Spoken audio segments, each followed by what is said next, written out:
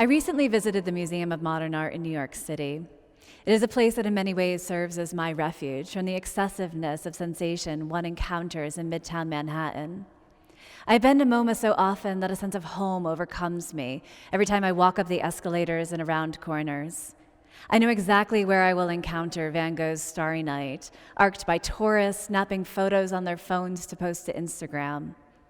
I cut familiar paths through the carefully curated rooms, and my body tends to absent-mindedly track from Picasso to Duchamp to Dali to Pollock to Warhol, and so on down the trailing lineage of modern art.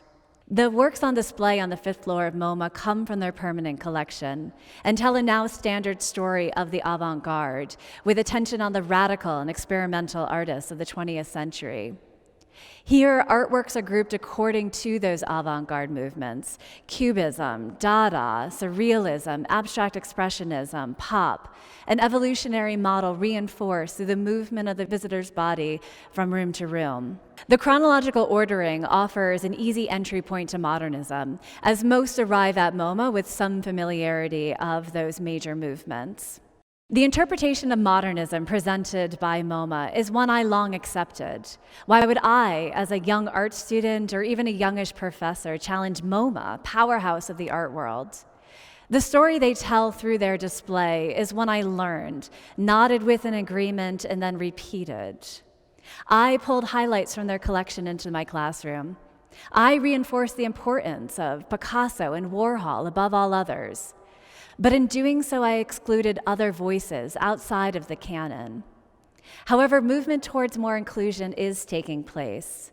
MoMA is not the same institution today as it was 10 or even 5 years ago. The art history I study today is not the same I studied 10 years ago. My classroom and my writing are changing in response to shifting political climates and debates, and new stories are being written about the diversity of the art world. I witnessed firsthand this turn in thought during my last visit to MoMA. For curators there recently reinstalled sections of their permanent collection in response to the presidential executive order from February, barring citizens from 7 countries from entering the United States. Seemingly overnight, curators reinstalled select rooms to incorporate work made by artists from nations on that original travel ban list. Beside each work is a label that reads, "This work is by an artist from a nation whose citizens have been or are being denied entry into the United States due to recent presidential executive orders." The names on the labels are ones that are not typically encountered in MoMA's permanent collection galleries. Parviz Tanavoli, Iranian and Canadian; Sharana Shabazi, Iranian and German; Tala Madani, Iranian and currently working in Los Angeles.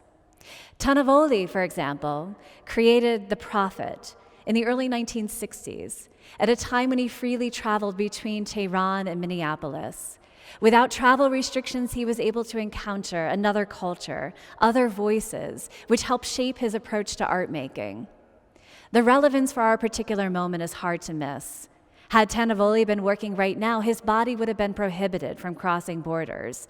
The cross-cultural exchange would have never happened. So rather than promoting art and artists as isolated and nationalistic, the rearrangement shows a world of connections and cross-cultural discussions. In doing so, MoMA refutes the current administration's claim that safety comes through cultural exclusion and highlights the way that art is always politically motivated, politically relevant, and politically necessary. A few days after visiting MoMA, I crossed a series of borders to attend Documenta, a contemporary art event staged every 5 years over the span of 100 days in Kassel, Germany. In one of those fascinating twists of fate, I took the same travel path I had in the summer of 1994 when I made my first solo overseas trip. Age 16, I wasn't too concerned with my safety. I certainly never gave pause to consider how easily my passport was granted to me and how effortlessly I moved through customs and border security. But 23 years later, again flying from New York City to Frankfurt, I was acutely aware of my privilege as a traveler across borders. I freely moved without disruption to my body. No one detained me, questioned me at length, or flagged my identity. Rather, I sailed through passport control without a second look, as had always happened before. And why? The only answer is the color of my skin and the nationality of my passport, which allows me a shield of freedom to move between spaces on my own accord. Once in Kassel, I wandered the sprawling city, home of Documenta since 1955. Modern art needed new supporters in the years after World War II, especially in Germany, where the Nazi Party had condemned any art not seen as beautiful or ideal. Documenta aimed to return a positive status to modern art, which the Nazis had labeled degenerate. Art and politics have thus, from the beginning, been at the forefront of Documenta, and this year was no exception. Borders and the movement of bodies was an overarching theme throughout the exhibitions. Germany has welcomed over 1 million refugees since 2015, and much of the art at Documenta acknowledged this opening of borders. Olu Ogwibe's Monument for Strangers and Refugees, a 54-foot tall obelisk erected in the public plaza, bears the inscription, "I was a stranger and you took me in German, Turkish, Arabic, and English. The obelisk now functions as a meeting place in the city, taking in all who pass by. It is located just a few blocks from the Friedrichsmuseum, the historically primary venue of Documenta and, significantly, the first publicly accessible art museum in Europe. The facade of the Friedrichsmuseum is typically inscribed with the name of the building in gilded font. But this year, Banu Chinatolu's "Being Safe is Scary" replaced the traditional dedication, aligning contemporary art in its display with contemporary politics. I walked by Ogwibe and Chinatolu's work repeatedly during my days and evenings in Kassel.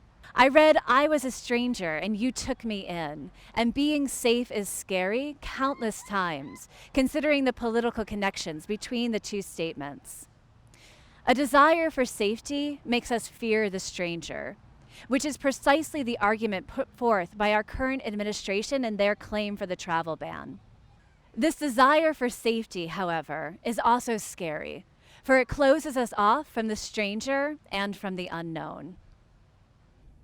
What we should be scared of is maintaining borders of exclusion, where we may never encounter what is foreign to us. We must keep borders open to allow for the movement of bodies, the free flow of ideas, and the exchanges of culture.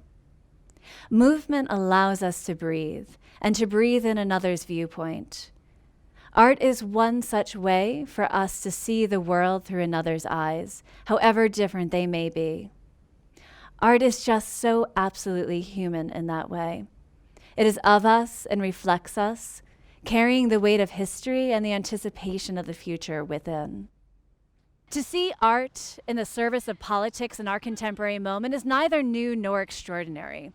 Art has always been there conversing with the world, sometimes silent, other times protestingly loud.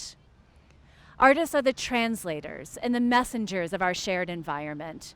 They show us that art's purpose is not towards beauty and idealism, but towards the world and all its messy politics. It is our role as viewers to listen to that art and to take in the stranger.